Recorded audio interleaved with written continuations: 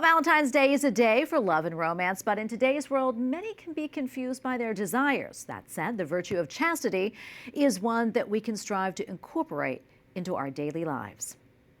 And joining us now to talk more about chastity and how it can bring us closer to God is Anna Carter. She is the co-founder and president of the Eden Invitation Outreach to Millennial Catholics who are experiencing same-sex attraction. Anna, great to be with you today. We appreciate it. Thanks so much for having me. Absolutely. So first off, a lot to talk about, but tell us a little bit about your story and what kept you in the Catholic Church. Wow, that is a great question. Yeah, so for me, growing up, I recognized in high school that I experienced attraction to other women, but I also was really into youth group and had these beautiful experiences of prayer and community, and I knew that the church was home. So actually, I think for my journey, a lot of it has been okay, this isn't really going away. And how do I work this out? What does discipleship look like? What does friendship look like? What does vocation look like in the midst of all of this? And Eden Invitation really flowed out of that, really trying to create community for other people wrestling with sexuality and gender in the church and world today. Yeah, and I know in one article you quoted the Catechism definition of chastity, meaning the successful integration of sexuality within the person and thus the inner unity of man in his bodily and spiritual being.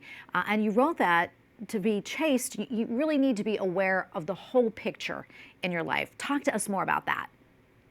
Right. I think that we're holding all of us, right? Whatever is, going on inside of us, we're holding on to both, if we want to get philosophical, the ontological reality, right? So my embodiment, for me personally, that's as a woman, right? This awareness of our body and soul and the reality that that has for our sexual relationships, right?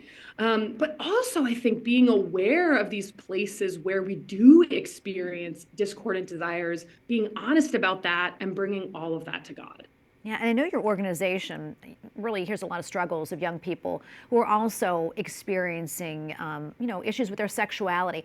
What do you tell them when they have questions about attraction and desire? I think the invitation is first to bring that to God, right? This recognition that all of us experience these discordant experiences of desire, right? And it doesn't have to just be same-sex attraction, but all of us wrestle with that.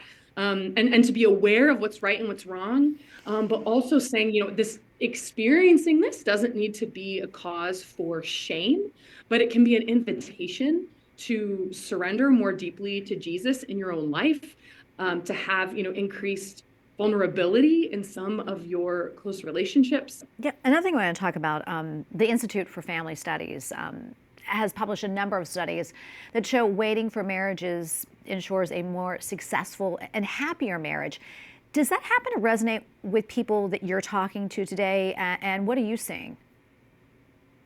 Yeah, I think that there is, as we grow in chastity, right, as a virtue that's about developing habits, right? It's developing these habits of using our reason and our intellect within our desires. And so I think there's a lot that can be gained as we grow in self-discipline, right, in our lives. Perfect. Anna, thank you so much for being with us and talking to us about all of this. We appreciate it. Happy Valentine's Day.